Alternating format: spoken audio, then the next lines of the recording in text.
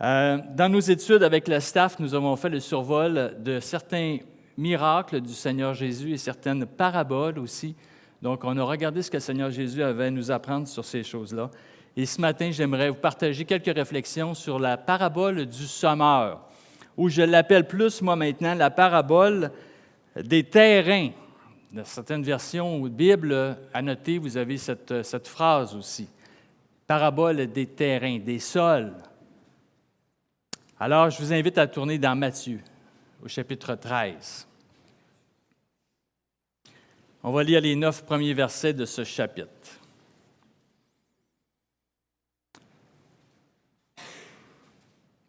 Matthieu 13, verset 1. Ce même jour, Jésus sortit de la maison et s'assit au bord de la mer. Une grande foule s'était assemblée auprès de lui. Il monta dans une barque et il s'assit.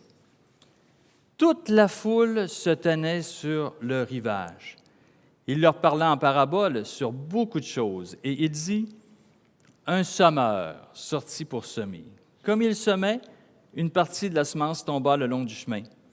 Les oiseaux vinrent et la mangèrent. Une autre partie tomba dans les endroits pierreux où elle n'avait pas beaucoup de terre. Elle leva aussitôt parce qu'elle ne trouva pas un sol profond. Mais quand le soleil parut, elle fut brûlée et sécha, faute de racines. » Verset 7 maintenant. Une autre partie tomba parmi les épines. Les épines montèrent et l'étouffèrent. Une autre partie tomba dans la bonne terre. Elle donna du fruit, un grain 100, un autre 60, un autre 30. Verset 9. Que celui qui a des oreilles pour entendre, entende. Alors notre Dieu, on veut honorer ta parole ce matin. On veut avoir nos oreilles ouvertes pour entendre ce que tu veux nous dire au travers de ces quelques versets réflexions. Au nom de ton Fils. Amen.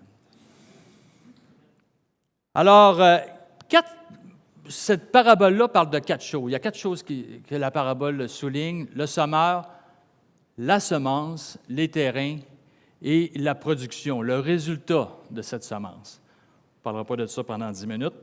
Je touche seulement qu'un peu la semence et j'aimerais qu'on parle des terrains un petit peu ensemble ce matin. Qu'est-ce que la semence dans cette parabole? Non, ça c'est le semeur. La semence, c'est la parole de Dieu. C'est la parole. Alors, dans Luc, au chapitre 8, c'est clairement indiqué que c'est la parole de Dieu. C'est ça, la semence. Dans Matthieu, l'auteur va souligner, va mettre une nuance, il va dire c'est la parole du royaume. Mais on a tendance, à juste titre quand même, de simplifier cette semence pour parler seulement que du message de l'Évangile. C'est vrai que la parabole s'adresse premièrement au cœur de ceux qui reçoivent le message de l'Évangile. Mais comme on voit dans l'Évangile de Luc, le terme est plus large que ça. C'est la parole de Dieu. Donc, c'est effectivement un message d'Évangile, mais c'est un message aussi qui nous ouvre les portes sur le royaume de Dieu. Et ce royaume commence maintenant, dans chacune de nos vies. C'est un message aussi qui est centré sur Jésus-Christ. C'est l'objet du message de l'Évangile. Elle est centrée sur Jésus-Christ, elle est dirigée vers lui, elle le met en lumière, tout en étant lui-même la lumière du monde. Elle a pour but de présenter une personne, son royaume, et nous permettre d'y habiter. C'est ça, la semence. Elle nous invite non seulement à connaître une personne, mais à lui ressembler, à être comme lui.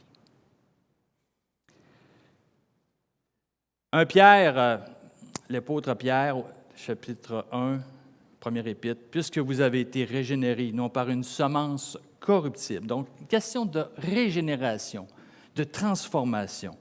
Non par une semence corruptible, mais par une semence incorruptible, par la parole vivante et permanente de Dieu. Donc ça, c'est notre semence, la parole de Dieu. Pour l'Évangile, mais aussi pour chacun d'entre nous qui le connaissons. Maintenant, les terrains. Vous connaissez cette parabole. 4 terrains sont mentionnés. Le premier, c'est le chemin. Le deuxième, un terrain où il n'y a pas beaucoup de terre, rocailleux. Le troisième, un terrain où poussent les épines qui viennent par étouffer la bonne semence. Et le quatrième, bien, c'est la bonne terre. Donc, les sols, les terrains, nous parlent de quoi? De personnes. Imaginez-vous le Seigneur Jésus devant une foule, une grande foule. C'est comme ça que le chapitre 9 commence. Et dans cette foule, le Seigneur Jésus, qui connaît les cœurs, regarde cette foule-là, puis il se dit, « Hey, dans cette foule-là, les amis, il y a des gens, là, ils ont vraiment un cœur très, très dur. Ils ne sont pas intéressés. Ça va tomber dans un chemin. D'autres, ça va pousser vite. Vous allez avoir une réaction rapide. » C'est ça qu'il va dire plus tard à ses disciples. Troisième sol. Un sol où ça va pousser, mais que les soucis, au verset, évidemment je vais vite, mais un peu plus loin dans la parabole, dans l'explication que le Seigneur Jésus va faire au verset 22, les soucis du siècle, la séduction des richesses. C'est comme ça qu'il va illustrer, si vous voulez, ces mauvaises herbes, ces épines qui poussent avec la semence, avec le bon fruit, la bonne plante. Et la dernière, bien, c'est ceux qui tombent dans la bonne terre, cette semence qui tombe dans la bonne terre qui va produire.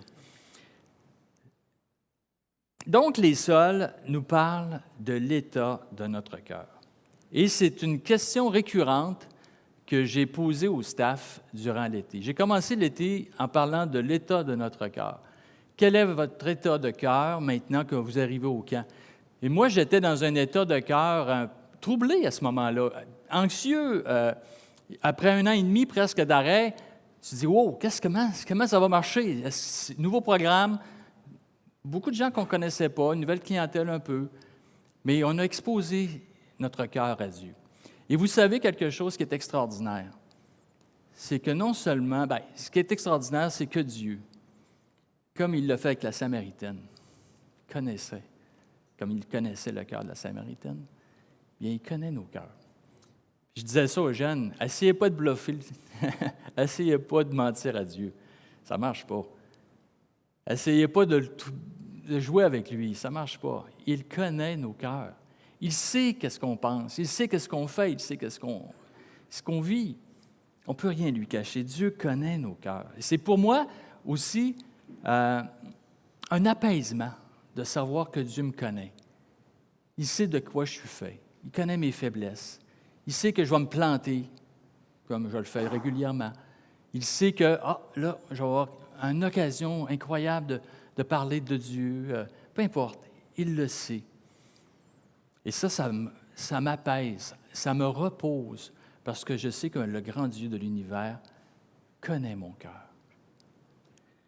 Donc, on a lu ce matin dans Éphésiens au chapitre 1, ce passage, je l'ai lu, je ne le relirai pas, où on voit que Paul va parler aux Éphésiens, puis qu'il va prier, puis il va dire, écoute, je veux que la révélation de Dieu, cette connaissance, qu'il illumine les yeux de notre cœur. Ça, c'est tellement une belle prière. On prie pour que Dieu nous illumine, nous parle à nos cœurs. Et ça, c'était une belle réflexion qu'on a eue. Donc, la parabole, elle nous oblige à se sentir concernés par les mauvais sols. Le langage parabolique, la parabole en général, Jésus les a utilisés comme étant un jugement contre les Juifs. On pourrait lire ça, ce n'est pas le but de ce matin. Un jugement contre les Juifs. Mais puis plus précisément, dans cette parabole-là, il prépare les disciples à la façon que le message de l'Évangile va être reçu. Voyez-vous que les gars, là, quand vous allez parler de moi, là, ça va être un peu comme ça que ça va se passer. Mais cette parabole aussi est beaucoup plus qu'un simple exemple de ce qui va se passer. Elle est un avertissement pour l'auditeur. Celui qui écoute ce message-là, celui qui l'écoute, cette parabole-là, c'est un avertissement, afin qu'on prenne conscience de l'état de notre cœur. Comment je reçois la parole de Dieu? Comment je reçois le message de Jésus? Donc, pour l'auditeur qui entend ce passage, ce message pour la première fois, comme on le fait, c'est comment on a reçu l'Évangile. Mais elle nous interroge ce matin aussi. Est-ce que tu es réellement un auditeur de bonne terre? Est-ce que ton cœur est prêt à recevoir le message de Dieu? Est-ce que tu le reçois avec joie? Est-ce que tu produis du fruit? Ou bien tu as des problèmes à régler? Peut-être que dans votre vie, ce matin, les soucis du monde vous accablent. Les richesses vous attirent. Peut-être que vous avez un peu de ménage à faire sur votre terrain. Peut-être que les épines sont en train d'étouffer votre amour pour Dieu. Vous savez, le Seigneur désire que ses auditeurs comprennent leur véritable position en rapport à lui. Où es-tu ce matin? Quel est ton cœur? Quel est l'état de ton sol? Alors qu'on comprenne notre position et qu'on avance vers lui dans la foi et dans la croissance spirituelle. Quelque chose d'intéressant, puis je termine avec ça, c'est ma conclusion. Le sol dans cette parabole-là, est-ce que vous pensez que ça se transforme? Un sol. On constate, le Seigneur Jésus constate, voici les sols à lesquels vous allez faire face. Est-ce que vous pensez que les sols, ça change? Oui, amen. Et c'est ça qui est fantastique. Et pour ça que je dis que c'est un avertissement. Ce n'est pas juste une constatation. C'est pas une finalité. C'est sol. Vous savez, au Camp Brochet, on a un magnifique terrain de soccer. Vous avez probablement déjà vu. Mais ce terrain, vous savez que c'était quoi avant, là, les plus vieux, là? C'était un champ de roche, OK? C'était vraiment un champ de roche.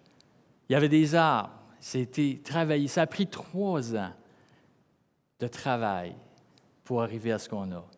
Et non seulement du travail de nos mains, puis les dernières fois, je vous le dis, on faisait des battues là, avec le staff, puis on ramassait des roches de la grosseur le bout de mon pouce, pas de mon petit doigt, je n'exagérerai pas, mais mon pouce. On était en battu, puis on avait notre chaudière, puis on ramassait nos roches. On voulait que le terrain soit impeccable. Mais ça ne suffisait pas à faire pousser du gazon. Il a fallu avoir de la semence, vous allez me dire, oui, mais un élément essentiel, de l'engrais. On a eu 2 vannes de bouts de papetière qu'on a mélangés au sol, juste un peu. Et c'est comme ça que le gazon a poussé.